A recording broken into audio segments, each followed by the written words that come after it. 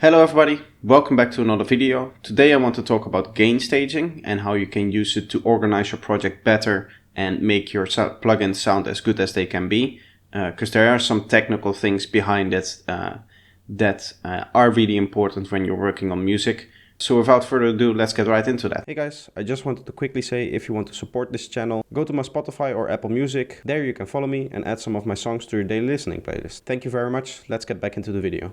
So this is the project that we have. It's just a normal lead sound, and what you can see is that the delay is actually on its own separate track from all of the dry stuff.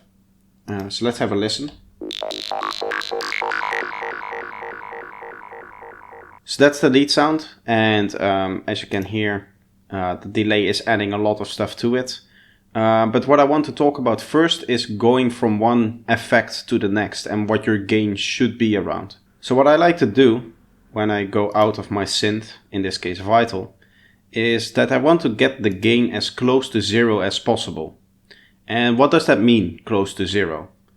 Well, if you think about the audio file, there's a certain limit that an audio file can have or an audio signal can have before it starts to clip, before it starts to distort. And that exact limit is called zero. And in the meters, if you go to your session mode, you can see that we have a zero here. And that's how zero is kind of measured within DAWs. It is the point where the audio file is at its loudest possible before it starts to distort and clip and stuff like that. So that's what the zero means, and therefore all of the dB values are in minus dB or plus dB. That's just a reference from above zero and below zero. For example, an output gain of plus 2 dB will add plus 2 decibels on top of it. And if your output is at 0, then obviously it will be at plus 2. So what does this information mean? Now, going to the effects, I said I want to get as fast as possible to 0. What you can do is, for one, go into the output and set an output gain, depending on how your patch is set up. In this case, we have a little bit of a resonance there, so it needs to be a little bit lower. But you can set an output gain so that you're outputting at 0. Let's do that here, see if I set that up correctly. Not at all. But you can see I can just push it higher and higher.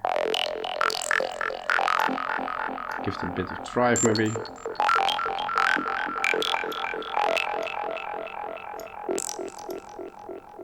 Maybe just add a little bit of soft clipping.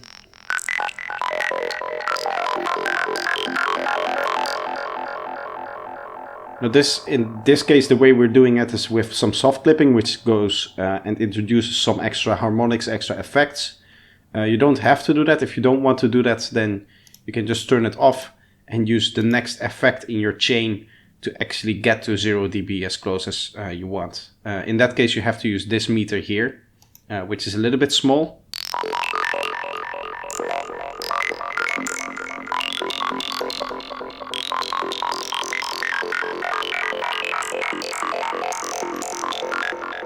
But it is possible to use this little fader here to set the gain so that you're close to 0.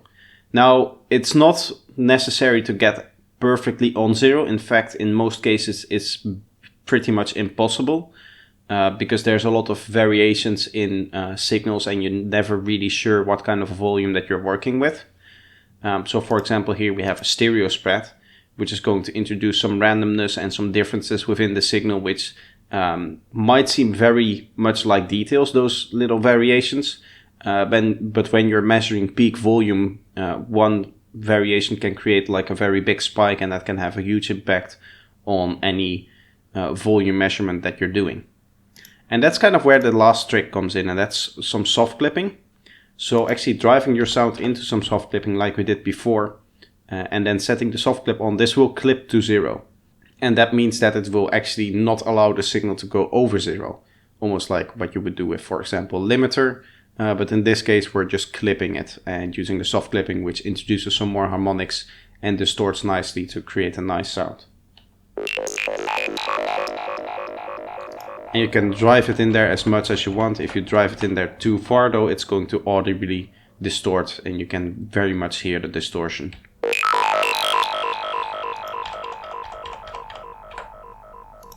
Okay, So now that we have this at 0 dB, what that means is that this particular track is gain staged. And that means that whatever number is displayed here is also the number that the actual output is at.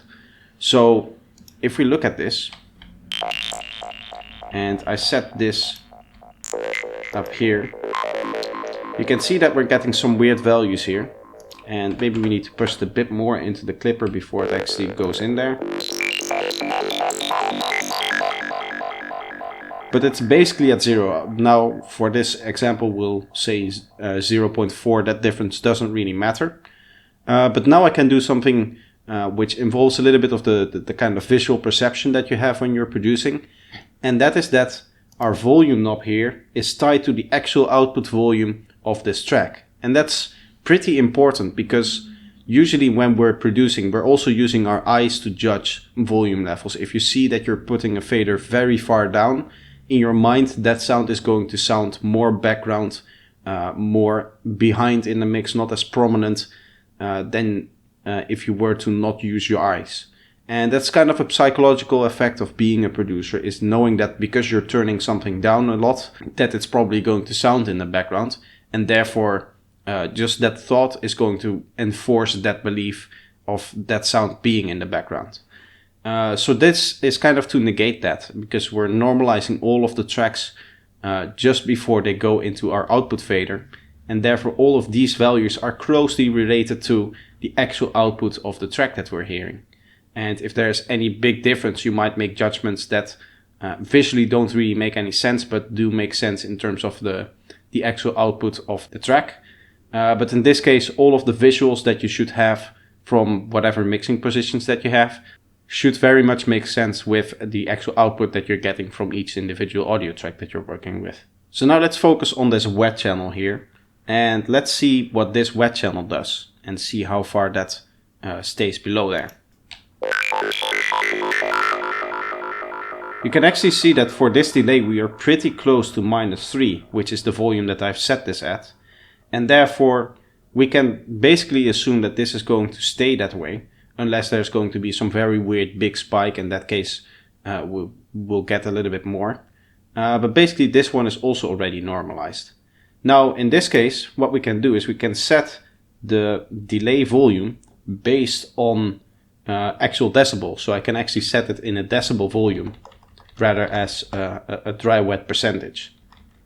Now this is something that takes a little bit of time to get used to this convention of doing it like this, but for example now I have it at -5. I can set it to -10.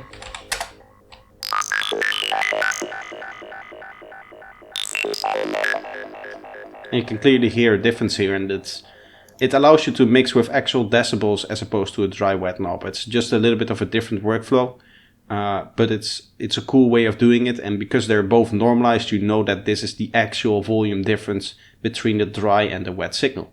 So let's set this to -3 again. Let's talk about this final bit here. And that has to do with how I handle groups in projects like these.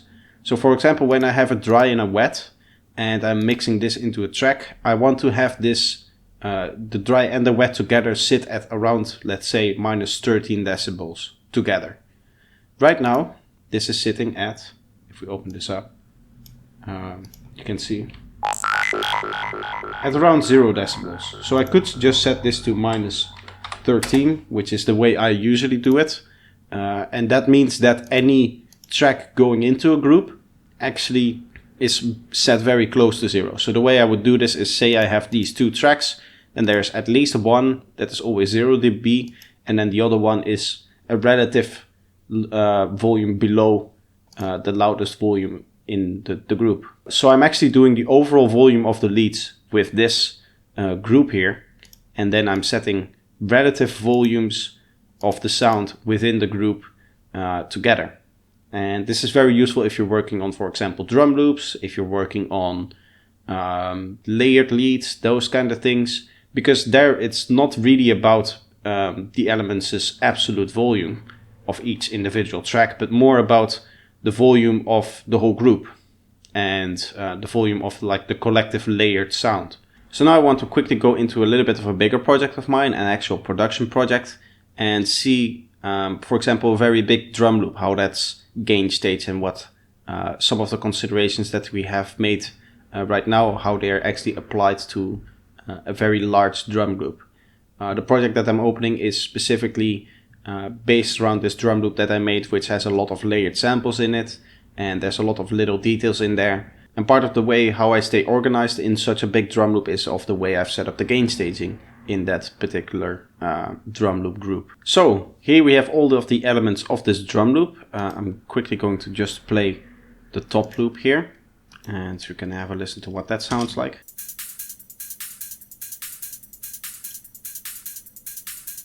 So this is a very complex loop, and here I've basically kept the principle the same. So looking at, for example, this hi-hat group, if you open all of them up, you can see that there's one or more that are at 0 dB, and then there's ones that are lower than that, so that's relatively lower than all of the ones that are on 0.